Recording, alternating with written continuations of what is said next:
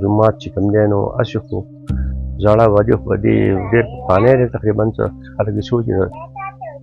300 کالو چې مخکینی دی خو دا موجوده آبادي چې جوړه ده که نه په دې تقریبا داسې یو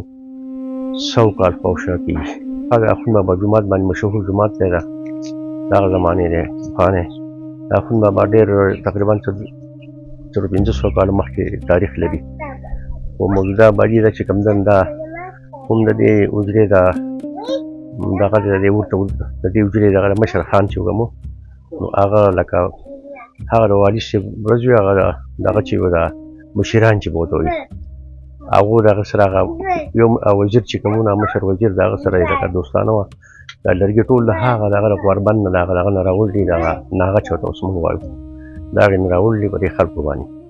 دې ټول کلي به چې کوم دا د خپل بلکې دی ټول کلي نه دي دا ټول ازخیل دا 14 کلي ازخیل دی او دې ازخیل دا هر کلي ترکان په دې کې دا د ستن نښ کړل او دا د ستن لپاره سړی ورته موږ وایو دا سړی دا هر ترکان نښ کړل او په هغه دا باندې ټول لکه په دې ازخیل په دغه باندې په سطحه باندې رخ شوی دی او مشر هغه و لکه هغه به د دې نګراني کوله او هغه به ادا کوه او دا ټول خلکو لکه په دې دیوالونو کې او په دې دغه کې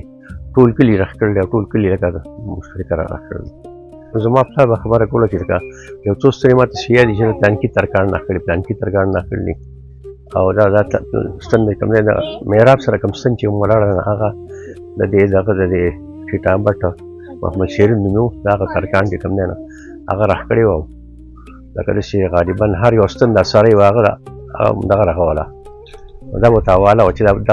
دا ستن به ستا یو دغه به جوړوله ښکلي په هنر باندې د هغه ورځ بس خو هغه ورځ کې اوزار هم خو څوری به ورته خس به په هغې باندې رخ کړي ګور ډېر وخت تقریبا 400-500 کال نور اړولی شي ځکه د هغې هغه لرګي او تاسو ولیدل چې دي چې لکه انشاءالله وخت اړولی شي دوه نه بلکې